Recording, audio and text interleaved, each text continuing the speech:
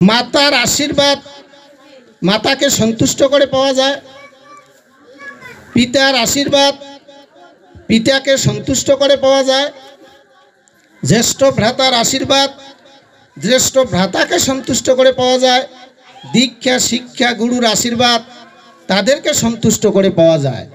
এখন এই দীক্ষা শিক্ষা নিয়ে দুই একটা কথা রয়েছে। যেমন আমি বললাম যে আচার্য ব্যক্তির কাছ থেকে বিষ্ণু মন্ত্রে দীক্ষা নিতে হবে। শিক্ষাটা কি জিনিস? আমরা জানি শিক্ষা হচ্ছে শেখানো, শিক্ষা হলো শেখানো।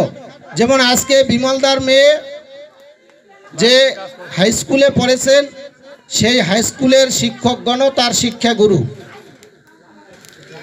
এই মেয়েটা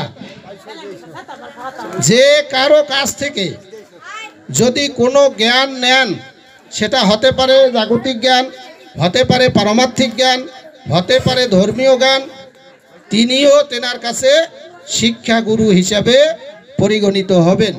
আমরা দেখেছি উপনিষদে যে শিক্ষাগুরুর কাজ হলো শেখানো।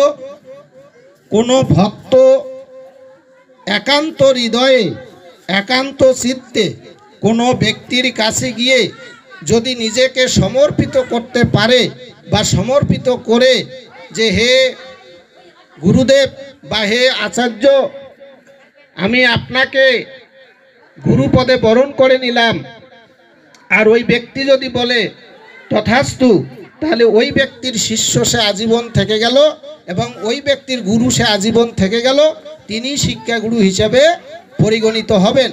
এ প্রসঙ্গে ভগবান শ্রীকৃষ্ণ গীতায় বলেছে তদ্বিধি প্রণিপাতেন পরিপ্রশ্ন সেবায়া উপদেক্ষান্তিতে জ্ঞানীন তত্ত্বদর্শীম নাহি জ্ঞানং সদৃশং পবিত্রমিহ বিদ্যতে তৎস্বয়ং যোগ সংসিদ্ধ কালেনাত্মনি বিদ্যতি শ্রদ্ধাবান লভতে জ্ঞানম তৎপর সংযতেন্দ্রিয় জ্ঞানাং লব্ধা পরং শান্তি মসিরেনাধিগচ্ছতি। তাহলে ভগবান কি বললো গীতায়? চতুর্থ অধ্যায় 34-এ বললো তদ্বিধি প্রণিপাতন পরিপ্রশ্ন সেবায়া। তার কাছে তুমি যাও। কার কাছে? যে জ্ঞানী এবং যে তত্ত্বদর্শী, যে তত্ত্বকে দর্শন করেছেন। তাহলে কোন তত্ত্ব? ওই যে আগে বলা হয়েছে না যে বেদ স্মৃতি সদাচার বিবেকের বাণী, যে বেদের তত্ত্বকে দর্শন করেছেন, যিনি স্মৃতির তত্ত্বকে দর্শন করেছেন, যিনি সদাচার সম্বলিত জ্ঞানকে কণ্ঠস্থ করতে পেরেছেন, এবং এত সমস্ত করার পরে যখন তার আত্মতৃপ্তি ঘটেছে, অর্থাৎ বিবেকের বাণীটা জাগ্রত হয়ে গেছে, তাহলে এরকম ব্যক্তির কাছে তুমি যাও, অর্থাৎ জ্ঞানীর কাছে যাও। তদ্বিধি পুনিপাসন, তার কাছে যাও, তার পাশে বসো, দণ্ডবত প্রণাম করো, তার মনকে সন্তুষ্ট করার পরে তুমি তার কাছে জিজ্ঞাসা করো। কি জিজ্ঞাসা করবে? যে নহি জ্ঞানং সদৃশং পবিত্রমিহ বিদ্যতে, জ্ঞানের মতো পবিত্র আর কিছু নাই। তাহলে সেই জ্ঞানকে অর্জন করার জন্য এরকম ব্যক্তির কাছে যেতে হবে। কিভাবে যেতে হবে? শ্রদ্ধাবান ও লভতে জ্ঞানং তৎপর সংযতেন্দ্রিয়। শ্রদ্ধাবান যদি হতে পারো তাহলে তোমার জ্ঞান লাভ হবে। আজকে যারা আছেন মায়েরা, উঠা বসা করবেন না, ভালো না লাগলে বলবেন, বন্ধ করে দেন। তাহলে শ্রদ্ধাবান হতে হবে।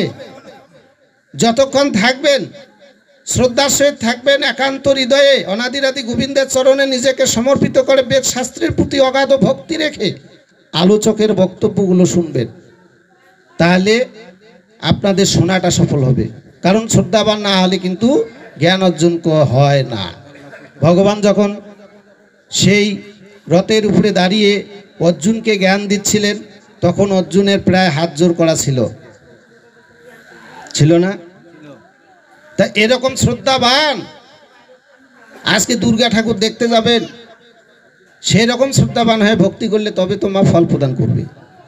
মা সরস্বতীর চরণে নিবেদন করে জ্ঞান অর্জন করবেন, সেরকমভাবে শ্রদ্ধা হতে হবে। তাহলে এই কারণে বললো শ্রদ্ধাবান হতে হবে।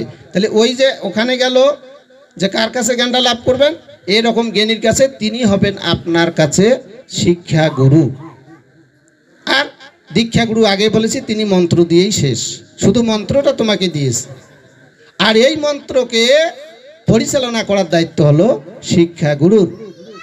এই শিক্ষা গুরু যদি ব্রাহ্মণ হয় তাহলে ব্রাহ্মণ গোত্র থেকে যে কেউ জ্ঞান সম্পন্ন ব্যক্তিকে তাকে মেনে নিতে হবে।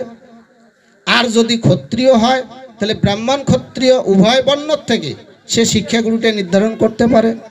আর যদি বৈশ্য হয় তাহলে ব্রাহ্মণ ক্ষত্রিয় বৈশ্য ত্রিবর্ণের যে কোনো জ্ঞানী গুণী ব্যক্তিকে সে শিক্ষাগুরু হিসেবে মেনে নিতে পারে, কদাচ শূদ্রকে মেনে নেওয়া যাবে না।